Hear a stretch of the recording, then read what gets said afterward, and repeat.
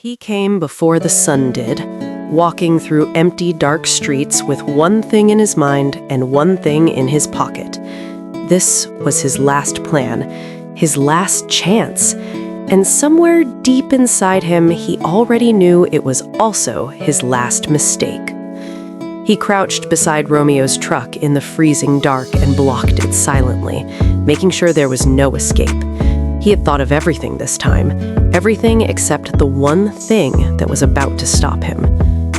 Inside the cabin, Romeo woke up suddenly, not from a sound, from a feeling, something in the air that his body recognized before his mind did.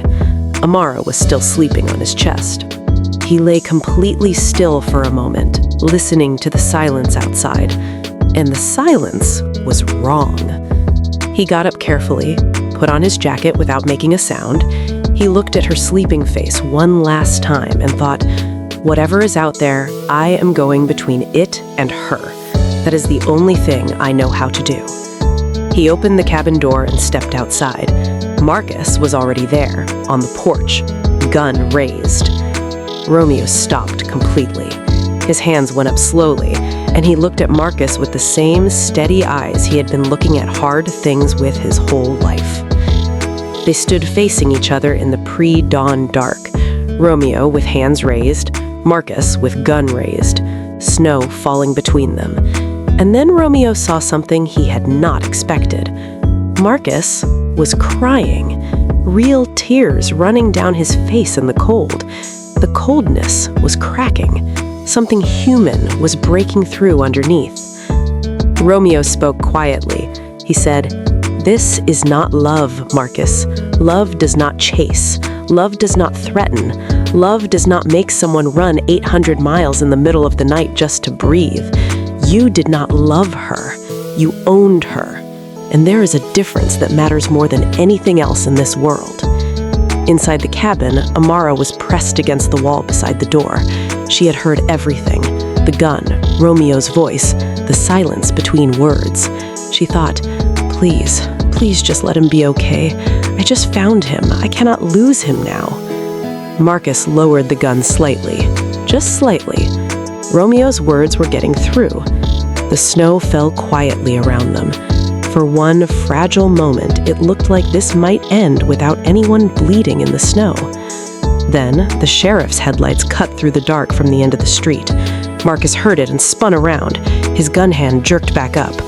Romeo saw it happening and had no time at all. The shot echoed off the mountains and disappeared into the snow. Romeo stumbled backward. His hand went to his shoulder. He went down to the porch floor slowly, like he was trying not to fall. The snow was cold beneath him. He tried to stay conscious, tried to stay calm, but the cold was coming in fast. Amara came through the door screaming his name before the echo had finished. She saw him on the ground and ran to him and dropped into the snow beside him. Her hands went to his face. She said his name over and over, like saying it enough times would keep him there. Marcus looked at what he had done. Romeo on the ground, Amara crying over him in the snow. The gun fell from his hand. He thought, I came here for her, and I destroyed the only thing that was ever actually good for her. The gun hit the snow, and he did not reach for it again. Sheriff put the cuffs on him right there. Marcus did not fight it, did not say a word. Jake was already on the phone calling for an ambulance. This time, there was no bail, no lawyer fast enough. This time, it was over. Amara held Romeo in her arms on the cold porch. His eyes were getting heavy. She said, "Stay with me, Romeo. Please stay with me." He looked at her face in the pre-dawn light and tried to hold on. In the distance, through the dark, snowy street, the ambulance lights were coming, red and blue flashing through the falling snow. She held him tighter and said, "I love you. Don't you dare close your eyes."